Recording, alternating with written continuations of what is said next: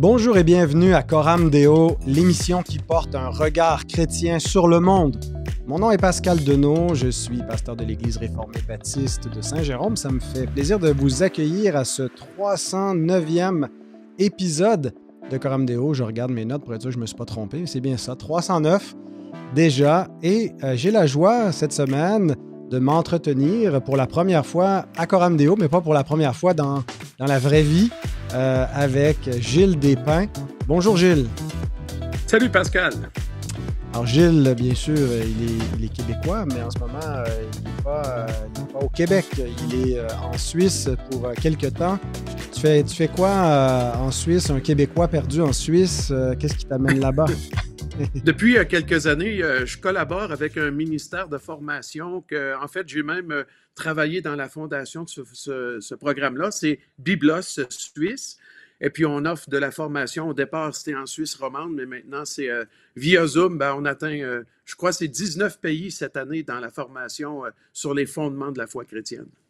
OK. Ouais. Ouais. Alors, je collabore avec Biblos, qui est dans le milieu des assemblées de frères chrétiens ici en Suisse. D'accord, excellent.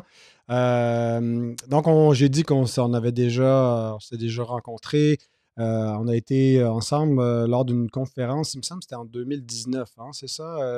Est-ce que je me trompe d'année? On est perdu. C'était avant la COVID, en tout cas, là, il y a avant et après, Oui. et un peu pendant la COVID, là, nos repères qui ne sont pas trop loin dans le temps, où c'était une conférence sur l'Écriture sainte et comment on devrait approcher l'Écriture, donc les différents systèmes théologiques pour aborder ça. Et on aura l'occasion d'y revenir parce qu'on te garde pour 2 semaines, donc 2 sujets de suite. Mais aujourd'hui, on veut parler de l'histoire de la Bible en français. C'est un de tes sujets de prédilection, quelque chose qui te passionne, qui t'intéresse beaucoup. Et ça va bien avec le livre qu'on veut recommander, que notre sponsor Publication chrétienne recommande. Donc, qui est un livre que tu as publié toi-même sur la Bible d'Arby et son histoire. Je te disais avant de commencer l'émission que je regrettais parce que Publication chrétienne m'envoie d'avance des livres avec le sujet de l'émission pour que j'ai le temps de les lire ou à tout le moins de les consulter un petit peu. Mais il va arriver aujourd'hui selon le tracking de Post Canada. Alors, je ne l'ai pas lu, je ne l'ai pas pu le consulter encore, mais j'ai mieux. J'ai l'auteur devant moi pour parler non seulement de ce livre-là, mais de toute l'histoire de la Bible en français. Donc, on vous le recommande. Vous allez pouvoir trouver un lien dans la description de cet épisode sur YouTube ou sur les différentes plateformes de podcast. Donc, vous pouvez soutenir notre émission en achetant ce livre. Vous pouvez également faire un don si cela vous dit. Ça nous aide à progresser dans le travail. Donc, Gilles, est-ce que tu peux nous dire un petit peu, d'abord, qui tu es, te présenter, nous raconter un peu ton parcours, comment tu es venu au Seigneur et comment tu as finalement développé cet intérêt pour l'histoire de la Bible en français? Merci de l'opportunité, Pascal, de pouvoir faire ça avec toi. Tu sais qu'il y a eu cette vague de l'Évangile qui a déferlé sur le Québec dans les années entre 1978 et 82. Moi, je suis un petit peu après ça, en 1990. Donc, c'est une époque, une période où il y a eu très, très peu de conversions, en fait. De ce que je connais, moi, je connais vraiment très peu de gens qui se sont convertis dans ces années-là. Mais j'ai entendu l'Évangile pour la première fois, j'avais 20 ans dans une usine. C'est un compagnon de travail que je connaissais vraiment pas non plus, mais qui m'a présenté l'Évangile en à peu près, je dirais 10-15 minutes, et puis j'ai accepté le Seigneur tout de suite là. Wow. Ça m'a vraiment touché, ça a répondu à la seule question vraiment importante qui m'avait déjà préoccupé, c'est-à-dire qu'est-ce qui vient après la mort? Et ça m'avait tellement touché ce qu'il avait dit, qu'il parlait d'assurance d'aller au ciel. Moi, je n'arrivais pas à saisir ça, mais voilà, c'est ça. J'ai entendu l'Évangile une seule fois, je me suis converti. Et tout de suite, au moment de ma conversion, je lui ai dit, est-ce que tu as une Bible ici? Ah, écoute, t'aurais bien ri de voir le gars se lever, partir à la course, aller chercher sa Bible dans les casiers des employés, puis revenir. On était dans une cafétéria d'usine. Et puis, on a passé, soit c'est arrivé à 2h30, 3h dans la nuit. Puis on a passé le restant de la nuit à lire des textes bibliques, en fait. Et puis, ça m'a beaucoup, beaucoup interpellé tout de suite. J'ai reçu rapidement une Bible. C'était une petite Bible seconde, 1910. Et puis, je l'ai lu, je pense, en 3 mois au complet. Là. J'étais... Ah non, mais j'étais épaté. Je me rappelle le livre de Job, l'impact que ça a eu de lire Job, de voir Dieu dit qui a tracé le chemin de l'éclair. C'était percutant pour moi. J'avais de la peine à dormir tellement je passais des nuits à lire. Ça m'a vraiment impressionné. Puis, et c'est ce qui était le point de départ de l'intérêt de la Bible elle-même, bien entendu, parce que c'est le livre des livres, tu vois. Ouais. Tout jeune chrétien qui découvre ce livre-là, mais c'est hallucinant, c'est incroyable. Absolument. Donc, l'ensemble de l'histoire des Écritures est intéressante, qu'on parte, là, je veux dire, même des temps bibliques, mais par la suite, une fois que le canon est complet et qu'on suit comment l'Écriture s'est transmise. Mais aujourd'hui, on veut se concentrer surtout sur une partie de cette histoire-là, de l'histoire de la Bible en français. Alors, est-ce que tu peux nous situer, ça commence quand, l'histoire de la Bible en français? Bien, il y a eu quelques efforts de traduction qu'on connaît déjà dans le Moyen Âge, apparemment. Et je cite un ouvrage de Daniel Lortz, L'histoire de la Bible française, qui autrefois s'appelait L'histoire de la Bible en France, puis ils ont changé le titre pour que ce soit plus adapté à la réalité, en fait. Mais il prétend que, dans une source qui vient du Moyen Âge, que le premier ouvrage en français qu'on a découvert ou qu'on possède, c'est en fait une traduction de mots latins de la Vulgate de Jérôme en français. Mm-hmm. Donc, la première trace du français écrit que nous posséderions, ce sont des mots bibliques qui sont traduits. Ah Et oui. puis, on sait que... Oui, ah oui, c'est assez remarquable que dans la langue française, ben, les premières traces écrites, ce sont des mots de la Bible traduits du latin au français. Et c'est Et puis, il y souvent, a eu... la traduction de Oui. l'Écriture qui aide en Occident à fixer beaucoup de langage. Hein. Ah oui, absolument. Et ça, c'est pour pas dire entre toi et moi que il y a beaucoup de gens même qui apprennent à lire avec la Bible.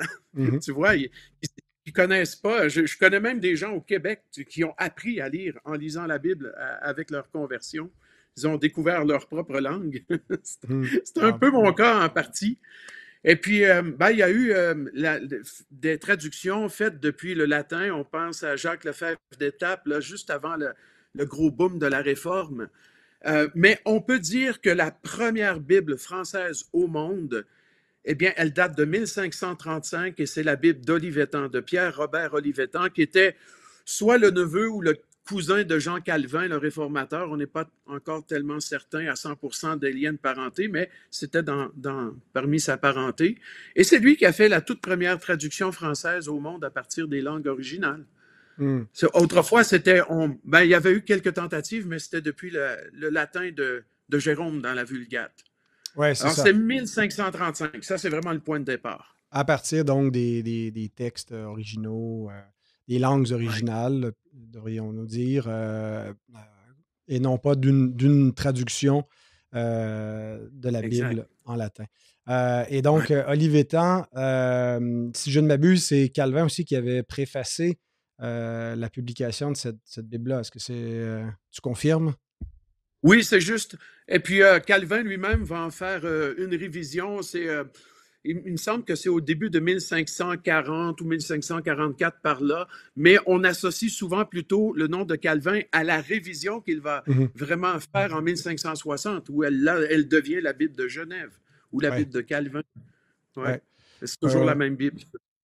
Et donc, c'est significatif, je pense, que l'histoire de la Bible en français coïncide un petit peu avec l'histoire de la Réforme parce que c'est justement la réappropriation du texte biblique par l'Église et pas seulement, j'entends pas juste l'Église comme étant le clergé qui lisait la Bible en latin, mais une langue qui n'était pas connue par le peuple, mais seulement les gens instruits et le clergé.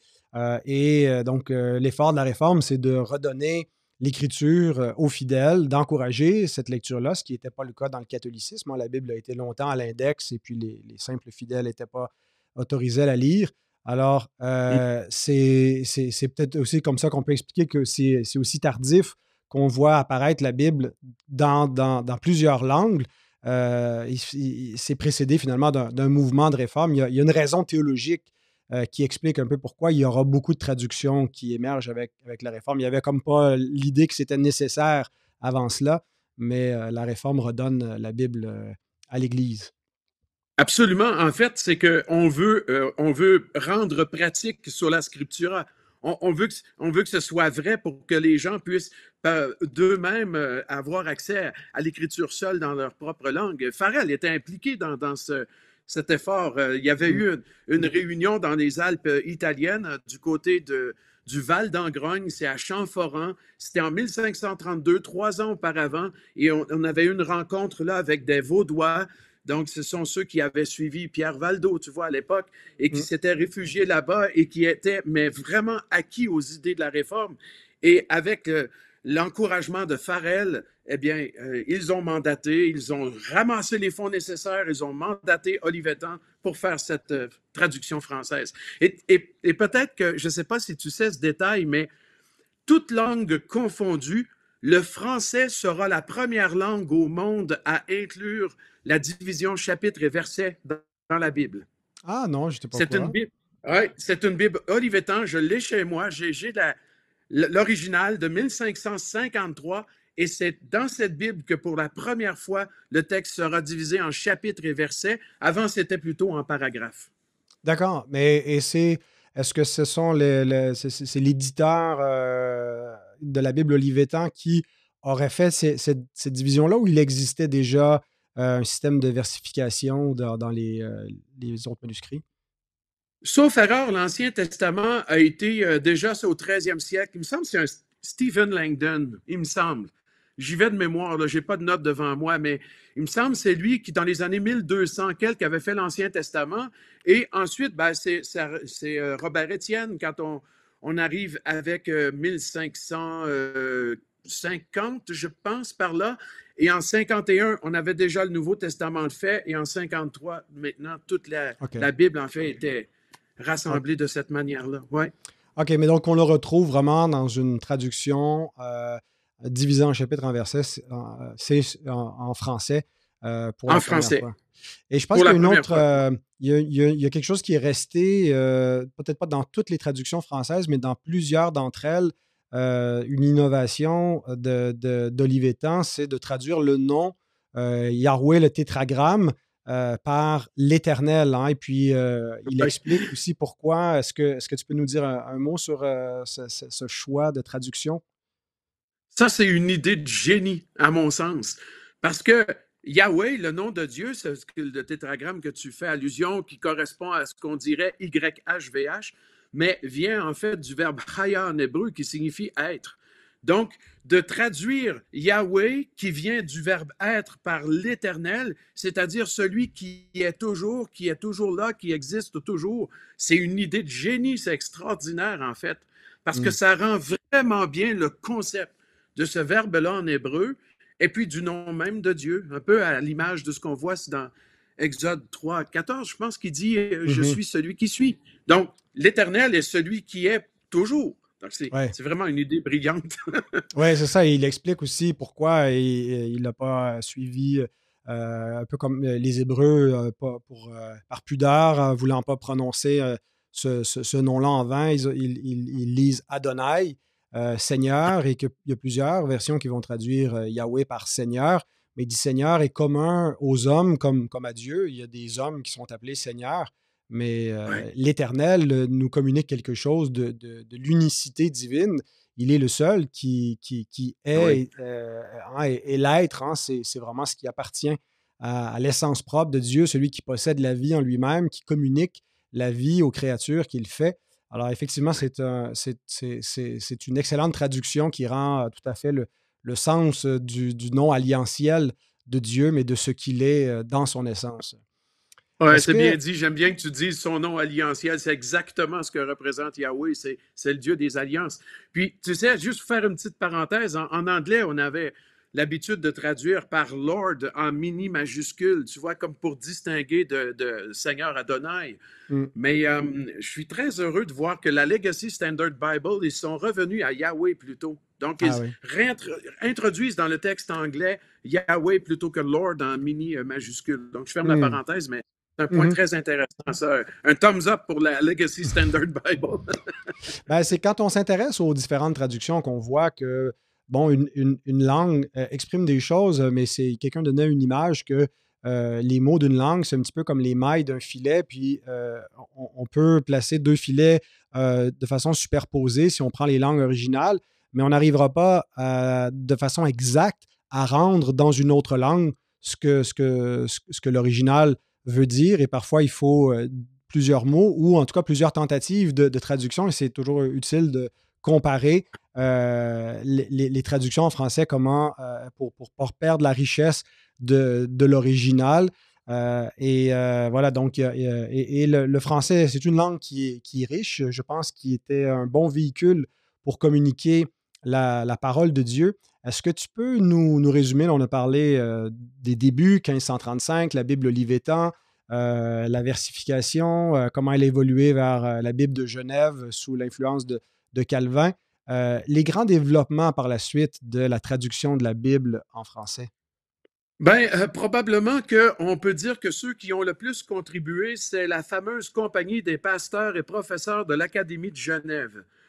Donc, eux, ils ont pendant plus de 120, 130 ans, ils ont effectué quelques révisions très mineures, mais ils ont continué à publier cette fameuse Bible de Genève. Jusqu'à ce qu'on arrive à la fin du 17e siècle, où là, un pasteur huguenot réfugié en Hollande, David Martin, va faire une première révision importante à la Bible de Genève. Et puis, en 1696, le Nouveau Testament va être publié, puis en 1707, l'Ancien Testament. Donc, on a maintenant, à partir de cette année-là, fin du 17e, début du 18e, nous avons la Bible Martin. Mais c'est toujours, en fait, dans la ligne directe de la Bible d'Olivetan et la Bible de Genève, la Bible de Calvin, des pasteurs de Genève, etc. On ne reprend pas le travail au complet, on fait que réviser le texte. La même chose avec Osterwald. Et en fait, la Bible d'Osterwald n'existe probablement pas.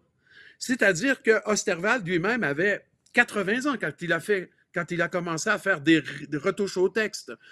Et si tu portes attention un jour, si tu vois les Bibles Osterwald, si tu en vois, là, je parle des premières éditions, là, entre 1724 et 1807, ce sont les 6 premières éditions qui sont réparties sur ces années.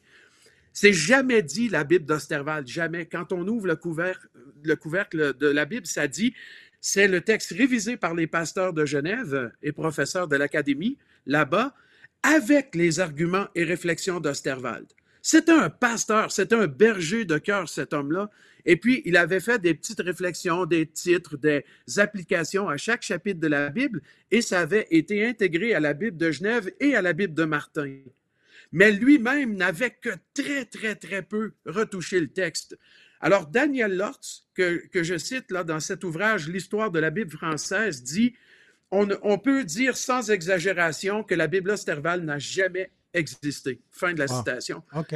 Et c'est très étonnant parce que on voit des Bibles Osterwald publiées partout, mais c'est à partir de 1822 qu'on va attribuer son nom à la traduction elle-même, alors que, en fait, ce n'est pas OK. le cas. Donc, sa contribution, c'est un peu quoi de nommer, par exemple, des chapitres, comme on voit des fois là, des sous-titres pour Oui. introduire des sections, de mettre des notes d'études?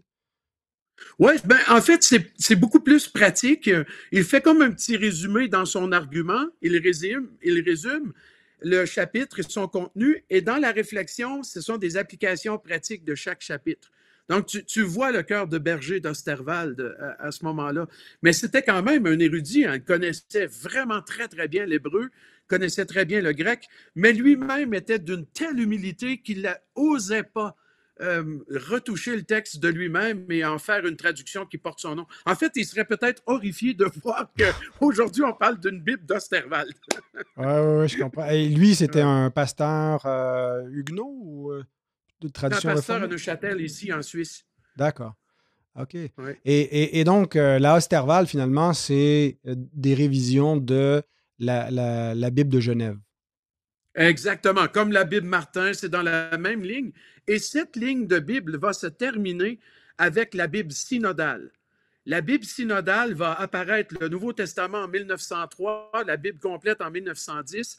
Et en fait, cette synodale, c'est une révision de fond en comble de toute cette ligne de Bible qui passe par Olivetan, Calvin, Théodore de Bèze, la Compagnie des pasteurs de Genève, David Martin, Jean-Frédéric Osterwald et finalement la synodale qui, c'est comme son nom le dit, c'est un synode d'églises réformées qui vont faire cette belle révision. Et entre moi et toi, la synodale, c'est une des plus belles Bibles françaises. Mais Ah, elle est agréable à lire, elle est magnifique. J'aime beaucoup son texte. C'est une des plus belles Bibles françaises qui existent. wow, OK. Oui. Et donc, on est en quelle date, Gilles, pour la synodale? 1910, la première édition, puis est très difficile à trouver. Puis écoute, vraiment, en 10 ans de recherche, j'en ai vu qu'une. Et pas plus tard que le week-end passé, j'ai mis la main sur une dans une brocante pour 10 francs, à peu près Wow. 14 dollars. Bon, ben écoute, je te donne 20 piastres. Oui, ça, c'est la merveille de la Suisse, c'est que, bon, il y a beaucoup de vieilles Bibles, on en trouve partout, puis on peut Ouais. parfois mettre la main sur une édition très rare. Oui, c'est super. Ah, quand est-ce qui apparaît une traduction qui soit pas issue de cette tradition de Genève et de ce qui s'ensuit? Wow, c'est une excellente question. En fait, probablement qu'on doit parler du 19e siècle.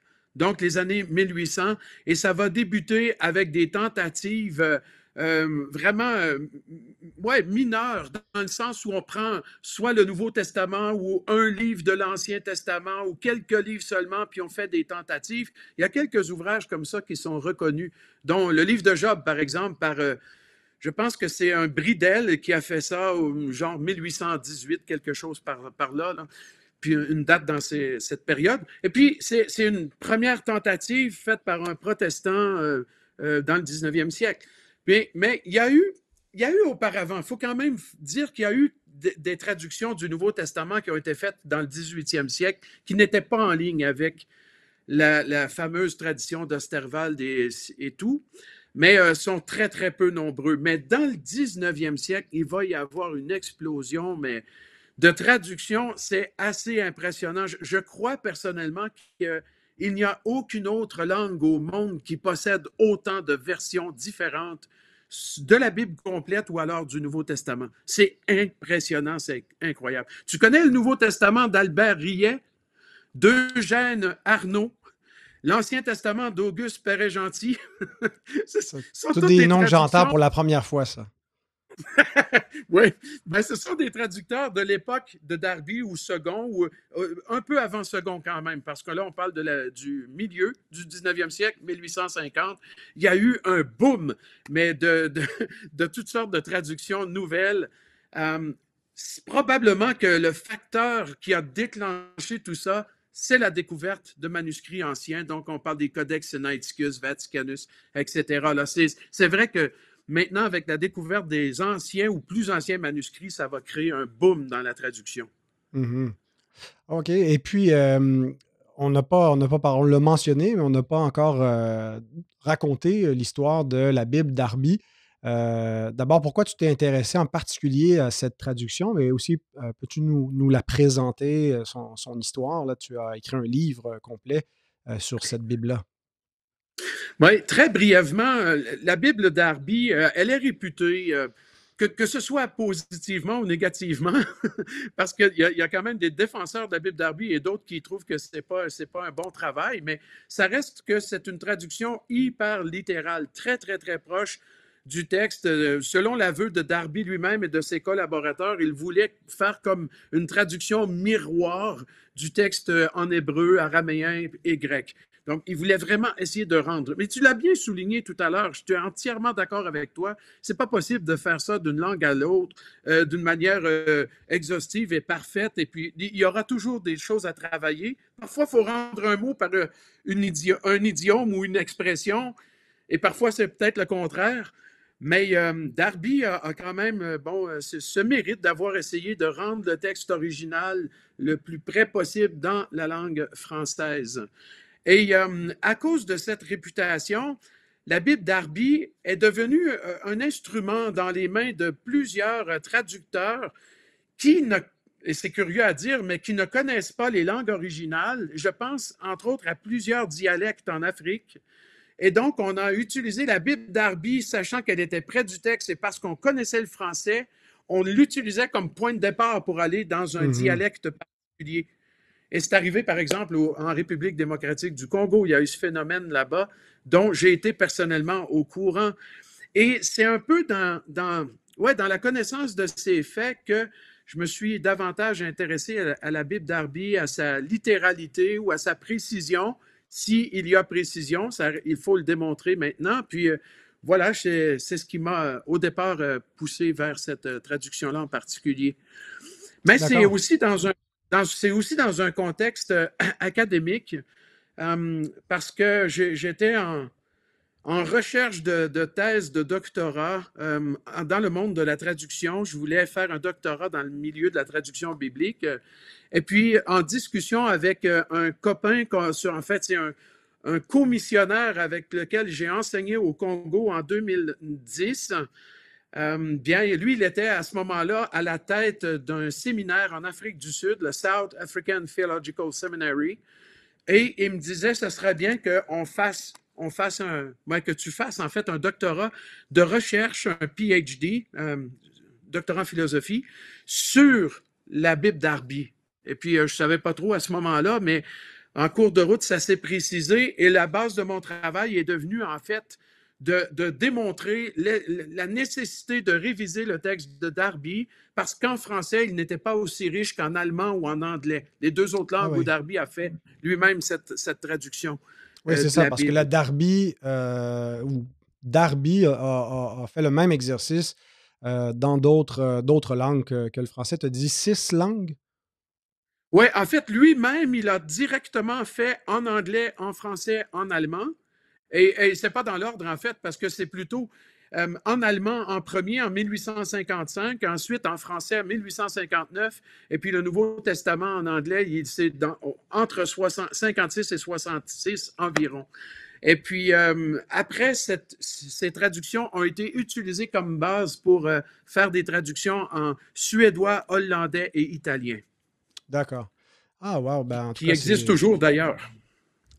Et donc, si certains sont intéressants à savoir plus, c'est l'objet de l'ouvrage qu'on a mentionné en introduction, ton livre sur la Bible Darby. Oui, et puis le livre, en fait, c'est toute la partie historique de ma thèse de doctorat. Ce sont les recherches qui démontrent quel principe de traduction il a utilisé, comment il a fait ce travail, et dans chacune des langues que je viens de mentionner. Donc, c'est une grande partie historique qui manquait parce que Darby, on le connaissait comme étant le fondateur du milieu ou du mouvement des frères, si tu veux, aussi le père du dispensationalisme. On le connaissait aussi comme un homme très rigide, très dur, qui était très fermé dans ses cercles de communion, mais on ne connaissait pas cet aspect très important de sa vie, en fait, parce qu'il a passé plus de la moitié de sa vie dans la traduction biblique. Wow. Ben, merci pour cette contribution de nous faire découvrir ce pan qu'on ignorait. Je suis en train moi-même là, d'enregistrer en audio la Darby. Ça fait quelques années que j'ai commencé dans ma lecture personnelle de faire la lecture à haute voix et d'enregistrer. J'en ai fait 4 différentes traductions. Et puis là, ben, j'ai dit, tiens, je vais prendre la Darby. J'ai pris une plus vieille édition pour ne pas me donner des problèmes avec les droits d'auteur parce qu'il y a eu des révisions qui sont encore sous droit d'auteur. J'ai pris la 1872, il me semble, qui est, je ne sais pas si c'est une édition là, officielle ou qu'est-ce que c'est exactement. Oui, deuxième édition du Nouveau Testament, oui. D'accord. Mais donc, elle a continué d'évoluer là, avec le temps. Et toi-même, tu es en train de faire une révision qui devait peut-être être une révision de la Darby, mais ça va être autre chose, là, si j'ai bien compris. Oui, au départ, c'était de réviser le texte, en fait, pour le ramener encore plus littéral qu'il l'était. Donc, mon but n'est pas du tout d'offrir une Bible de lecture. C'est un outil d'étude que je suis en train de créer. Et puis, finalement, les révisions étaient tellement importantes en français que, c'était préférable de laisser de côté le concept ou l'idée de faire une révision de Darby. Et finalement, j'ai repris le texte grec et j'ai refait complètement une nouvelle traduction à partir du texte grec lui-même. Donc, le point de départ est vraiment le texte de Darby, et ça m'a beaucoup dirigé pour la façon de structurer les phrases, la syntaxe, tout ça, essayer de rester dans le même mode d'approche. Mais finalement, ben, les révisions étaient beaucoup trop importantes pour rester avec ce nom. Et puis, par respect pour tous ceux qui estiment beaucoup la Bible Darby en Europe, ben, j'ai préféré laisser tomber l'idée de réviser Darby. D'accord. Est-ce que la traduction initiale de Darby, elle est fondée sur le texte reçu ou les premières éditions de textes qu'on pourrait appeler critiques dans l'effort là, un peu plus académique de retrouver par une comparaison des différents manuscrits ce qui pourrait être l'original? On fait une reconstitution d'un texte du Nouveau Testament et aussi éventuellement de l'Ancien Testament. Donc, il y a des débats parmi finalement ceux qui adhèrent à telle ou telle version de la Bible entre les traductions qui sont basées sur le texte reçu, qui est une édition des textes originaux grecs hébreux qui sont près de la période critique. Puis après ça, ben, c'est plus un travail, on pourrait dire, académique, scientifique. Euh, Peux-tu nous situer un petit peu là, sur c'est quoi les tenants aboutissants de ce débat-là et quelle version repose sur le texte reçu et les autres traductions? Je vais essayer de résumer rapidement. Je crois que je vais réussir à le faire. Les 3 premiers siècles, les manuscrits bibliques, ils étaient détruits aussi dans les persécutions romaines. Donc, c'est pas surprenant que pendant les 3 premiers siècles, on n'ait quand même pas beaucoup de manuscrits qui représentent cette période. Mais dès la, entre guillemets, conversion de Constantin, où là, le christianisme devient quand même une religion officielle de l'État romain, Constantin lui-même va subventionner, vous voyez, la copie de textes dans le royaume de Byzance. Donc, ce qui crée cette famille de manuscrits grecs qu'on appelle les textes majoritaires byzantins. Et c'est vrai qu'ils sont majoritaires parce que maintenant, il n'y a pas de persécution, on ne cherche pas à détruire ces manuscrits. C'est le contraire. On cherche à les publier, les copier en masse. Donc, il y en a tout partout. Et on peut dire que ce sont ces textes-là qui ont servi de base pour des traductions anciennes pendant la période du Moyen Âge ou même les premières traductions à l'aube de la Réforme, quoi. Mais c'est vrai que le texte reçu, lui, il en fait partie, mais le texte reçu est une tentative de reconstruire tout un Nouveau Testament grec avec Erasme de Rotterdam. Mais il a fait de gros efforts incroyables, mais il n'avait pas accès à tous les textes. Il manquait des bouts dans l'Apocalypse. Il a retraduit le latin de Jérôme en grec, etc. Ça faisait quand même des textes un peu particuliers. Et puis, ça prend quand même plusieurs années. C'est en 1633 que les frères Elzévir d'Hollande là, vont dire que c'est le textus omnibus receptus, là, le texte reçu de tous. Et puis voilà, ce texte reçu est une tentative de reconstruction d'un Nouveau Testament grec comme il pouvait être à l'origine. Et ça reste la base de traduction des Bibles. Alors, Olivetan, il a utilisé, bien entendu, le texte reçu qui est pas tout à fait identique au texte majoritaire byzantin, mais très semblable. Ce sont des manuscrits apparentés. Et puis, jusqu'à ce qu'on commence à découvrir au 19e siècle des manuscrits beaucoup plus anciens qui datent des 3 premiers siècles ou 4e ou 5e, alors que les textes majoritaires et textes reçus, on parle surtout de entre 6e et plus tard, même s'il y a quelques manuscrits d'avant. Alors, à partir du moment où on découvre ces plus anciens manuscrits, il y a comme l'idée qui circule que Plus c'est vieux, plus c'est près des auteurs originaux, donc plus c'est vrai. Mhm. Mais ce n'est pas forcément le cas. C'est un raisonnement qui a du sens, c'est logique, mais ce n'est pas forcément le cas parce qu'il faut tenir compte d'autres facteurs aussi. Il faut tenir compte de la région où ça a été copié. Est-ce que cette région n'était pas affectée par des fausses doctrines parfois qui seraient Mhm. peut-être infiltrées dans les textes? Bref, il y a tellement de facteurs et d'éléments que bon, il y a eu ce boom de revenons plutôt au texte ancien, comme je te mentionnais, Albert Rillet. Eugène Arnaud est en Suisse, Albert en France, Albert Rillet en Suisse, et tous les deux laissent le texte reçu, ils disent retournons aux plus anciens manuscrits.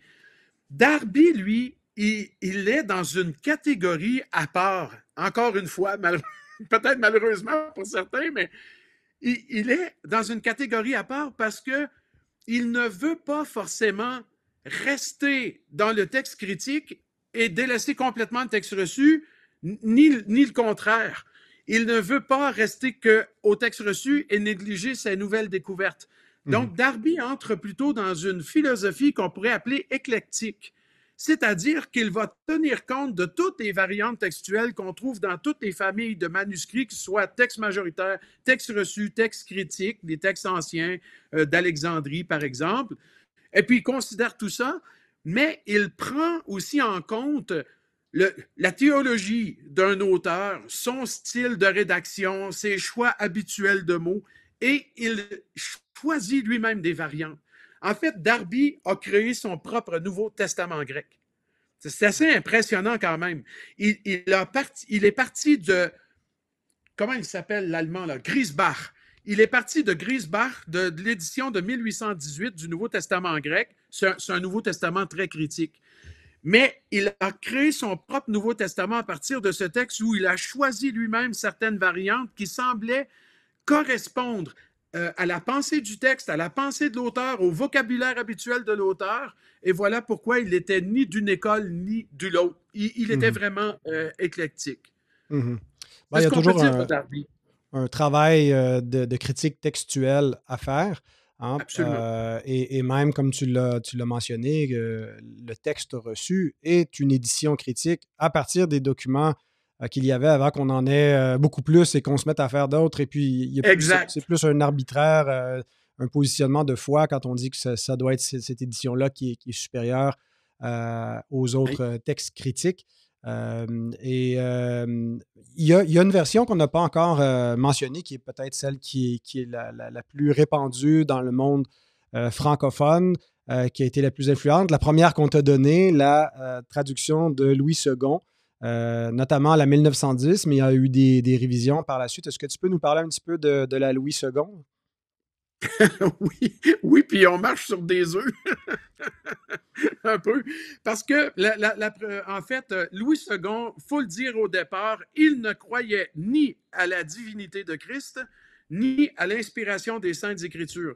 Et ça, je l'avais entendu souvent, mais par mes propres recherches, en fait, j'ai découvert des textes écrits de la main de Second lui-même qui, bon, croit l'inspiration, mais admet la possibilité d'erreur. Et pour lui, il dit, pour que l'inspiration soit vraie, il faut que les auteurs restent ce qu'ils ont été, des hommes sujets à l'erreur. Bon, voilà. Alors, il admet des erreurs dans le texte.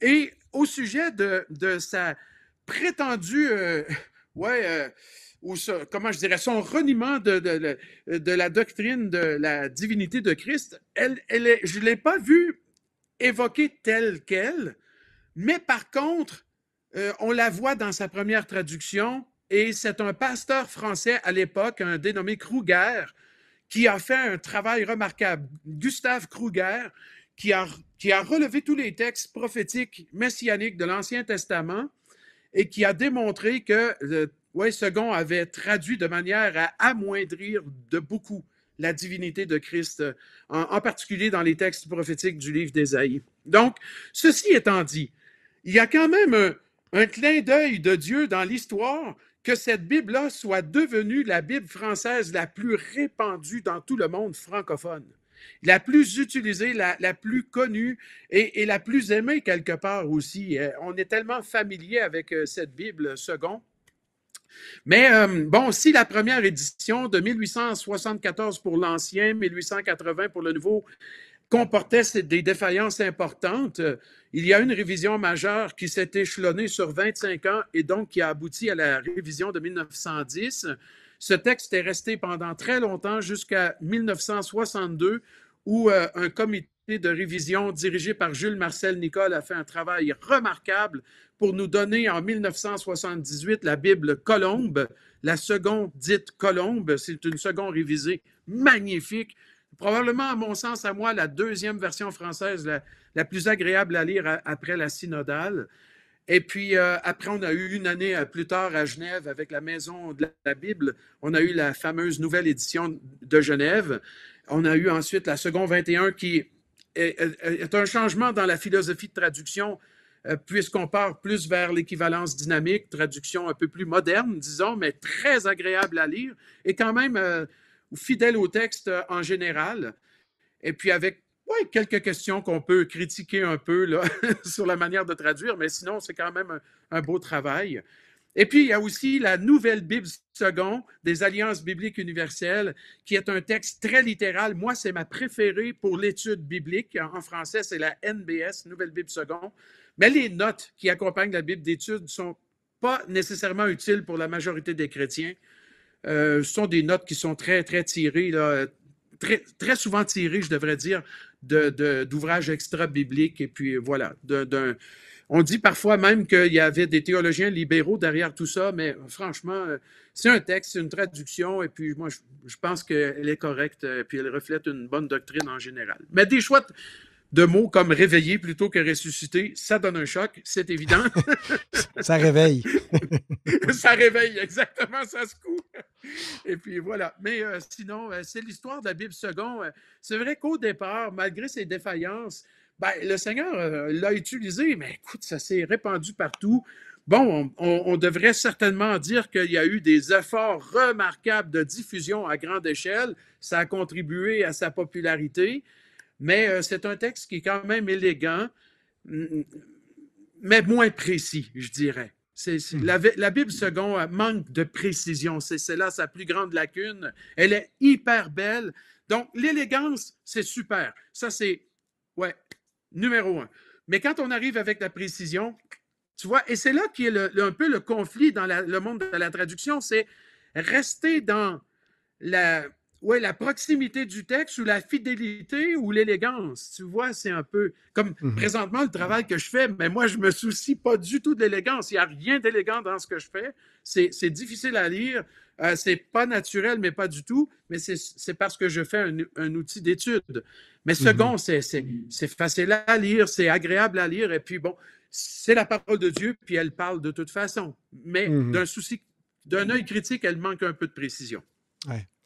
Dans l'époque moderne, donc depuis le 20e et à l'aube du 21e siècle, il y a d'autres textes qui sont apparus. Est-ce qu'il y en a, selon toi, qui sont dignes de mention? Là? Il y a des choses qui sont un peu en dehors des cercles évangéliques. On parle de la nouvelle traduction de la Bible, un petit peu plus dans les milieux académiques libéralisants.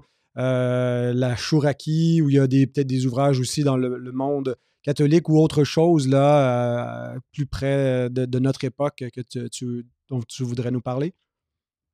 C'est vrai que je me suis vraiment intéressé surtout aux Bibles depuis sa création avec Olivetan jusqu'au début du 20e siècle. Mes études personnelles de recherche approfondie s'arrêtent avec la Bible du centenaire, qui donc est publiée là, dans son édition finale en 1949. Elle est hyper rare, cette Bible, en passant. Même Alfred Kuhn a dit dans son livre « Une Bible est en version » qu'il n'avait jamais vu une copie, puis c'était très dur à trouver. Mais dans le monde moderne qu'on vit, c'est surtout...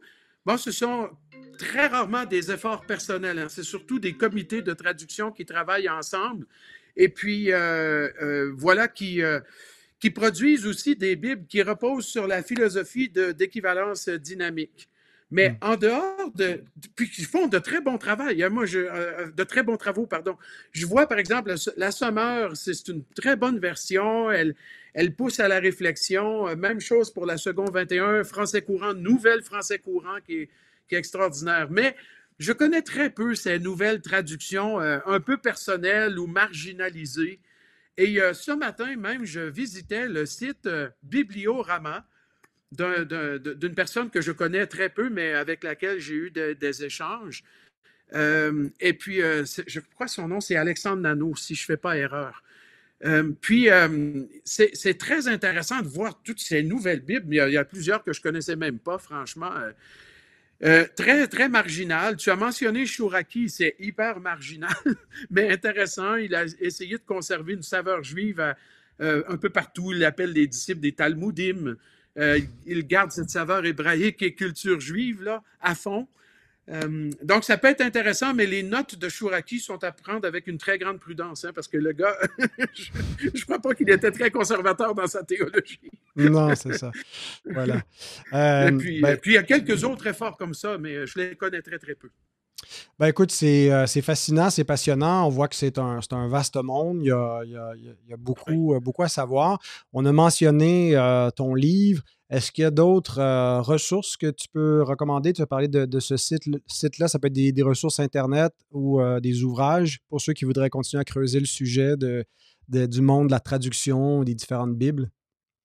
Oui, j'ai personnellement ajouté un onglet à un site Internet que je gère depuis quelques années qui s'appelle tourdeconstance.com, donc en un seul mot, tourdeconstance.com. Et c'est un site qui a été créé pour présenter l'histoire des Huguenots, donc les croyants protestants français persécutés, entre autres sous Louis XIV, et qui se sont réfugiés un peu partout en Europe, et dont je suis vraiment un fan. J'aime beaucoup l'histoire huguenote. Et puis, j'ai ajouté un onglet sur l'histoire de la Bible française. Donc, vous pouvez remonter depuis Olivetan et descendre jusqu'à aujourd'hui avec les principales Bibles françaises là-bas. Il y a le site que je vous mentionnais, Bibliorama, qui présente plusieurs Bibles, mais franchement, là, c'est très, très, très détaillé. Mais je conseille, dans les ouvrages imprimés, on a très peu en français, en réalité.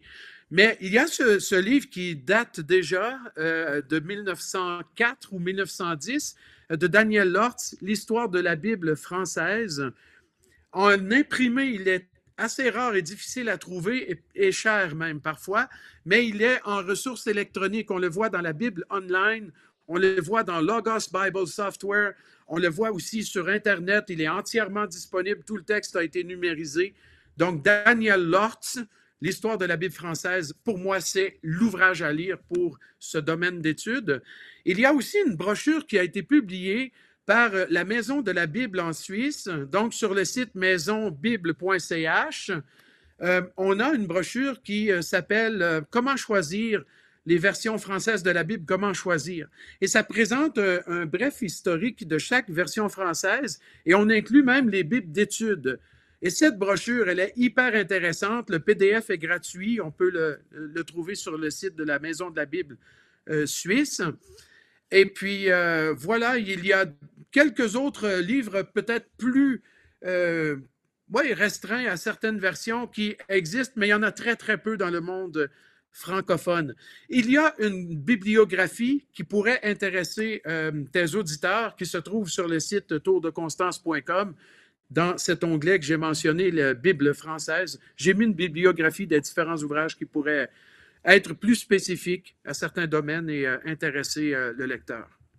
Ben, un grand merci pour toutes ces ressources. J'ai essayé de les noter à mesure que tu les mentionnais pour pouvoir mettre les liens dans la description de l'émission. Donc, si vous avez entendu, vous êtes en voiture ou autre, vous n'avez pas pu prendre en note, vous irez simplement voir la description et vous pourrez retrouver ces ressources que Gilles a mentionnées.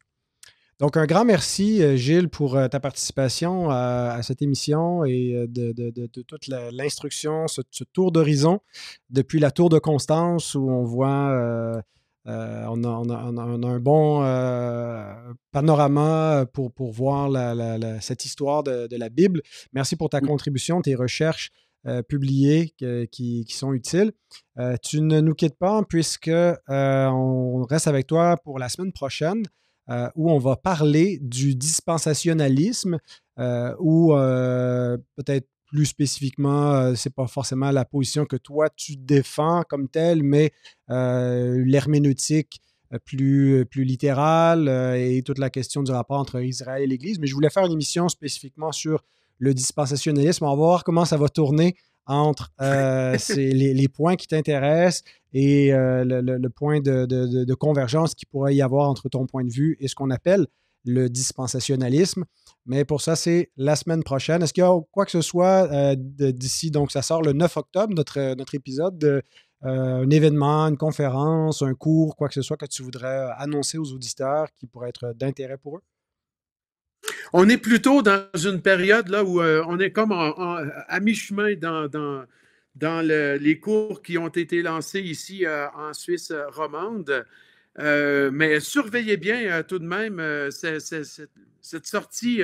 On ne sait pas quand exactement, mais de cet ouvrage, de cet outil d'étude, en fait, que j'ai beaucoup à cœur de donner des explications sur les idiomes, les expressions utilisées dans le Nouveau Testament. Et en essayant de ne pas trop laisser sortir la théologie personnelle ou les points de vue personnels d'un point de vue théologique, parce que j'aspire à aider le plus grand nombre de croyants possible à comprendre le texte sans nécessairement y injecter le moins possible, parce qu'on ne peut pas éviter de mettre sa doctrine dans le texte qu'on traduit ou qu'on interprète, mais le moins possible. Donc voilà, je vous encourage surtout à surveiller ça. Cet outil d'étude là, qui devrait être publié chez Publications chrétiennes, peut-être en cours de l'année prochaine 2024. On sait quand on commence un tel projet, mais on ne sait jamais exactement quand il va être publié. Oui, je comprends. Exactement. Ça, est-ce que c'est avec, c'est un institut, Biblia, ce dont tu nous parles?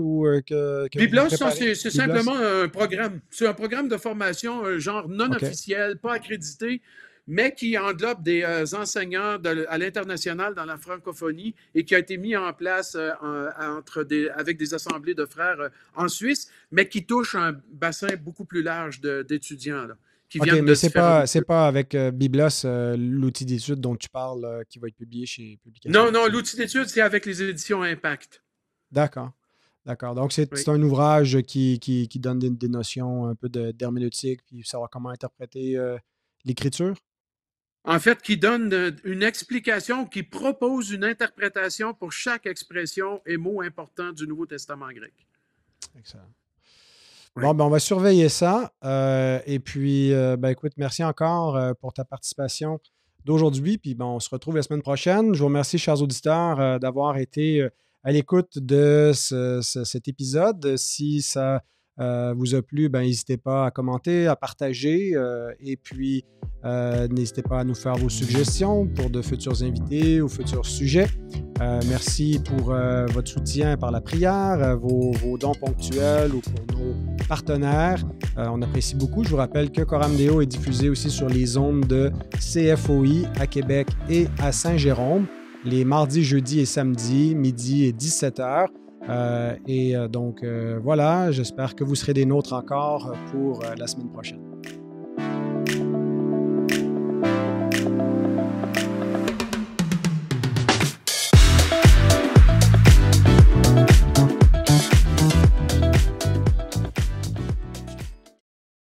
Salut Gilles! Salut! Là, on n'est pas en onde, hein? Oui, on est en onde. Ah oui? On est en onde. C'est pas en direct, là. Mais si tu veux savoir si tout ce que tu dis pourrait être retenu contre toi, la réponse c'est oui, parce que j'enregistre. Non, c'était pas le point, c'était surtout pour est-ce qu'on a le temps de oui. Oui, c'est ça. Non, mais parce que comme tu sais peut-être, là, j'enregistre aussi ce qui est dit off-record, parfois quand il y a des petites pépites comiques, et puis on passe ça dans ce qu'on appelle le bêtisier. Oui, les bloopers. Ouais, mais les bloopers, c'est plus quand tu te trompes pendant l'enregistrement, mais là, c'est plus quand les gens me font des confidences ou... il y a des choses que je mets pas quand même, là, quand ils me parlent mal de je sais pas qui, ou quand moi je parle mal d'un autre. OK. C'est bon de te voir, mon frère? Ouais, ça me fait plaisir de te voir aussi. C'est super. C'est ça. Fait que donc, si quoi que ce soit, tu peux te muter. Mais dans le fond, des fois, on va être côte à côte. Des fois, tu es full screen, puis moi, je suis un petit peu dans le coin ou l'inverse, là, dépendamment qui parle. Fait que OK. je joue avec mes boutons. Pas ceux que j'ai d'en face, là, je parle, mais.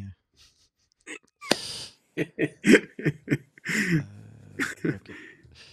Good. Après, Et le cadrage, est-ce que c'est satisfaisant pour toi? Parce que tu sais, je ne suis pas à la maison. En fait, je suis en Suisse, là, dans une ouais. ferme.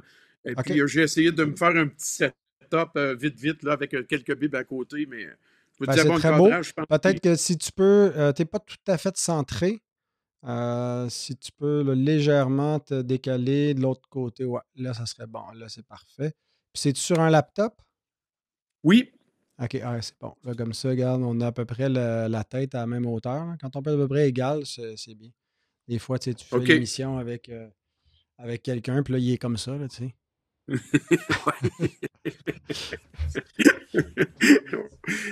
Ouais, le cadrage, c'est assez important, hein? On s'en rend. En Ah. fait, on a découvert avec le COVID là, qu'il fallait développer des qualités de cinéaste. Et puis Mais ça nous a tellement aidé. D'abord, on faisait juste en audio avant la COVID. Mais la COVID a donné vraiment un cours à tout le monde sur la planète sur comment faire de la visioconférence. Et les premiers temps, on interviewait Henri Blocher, il fallait accommoder, le faire au téléphone parce que c'était compliqué pour lui de se connecter. Mais pendant la COVID et après la COVID, là, on peut pas prendre n'importe qui de n'importe quelle génération, on est à peu près sûr qu'il va savoir utiliser une visioconférence. On n'a plus besoin de donner des cours, là, comment ça marche. Au lieu de voir le haut. Tu vois pas, hein? J'ai mis un overlay. Là, tu la vois. ouais, ouais, ouais, je le vois là, c'est juste entre moi et toi. Ouais, c'est ça. Qu'y a-t-il entre toi et moi? La Bible Une bible d'Arby. d'Arby.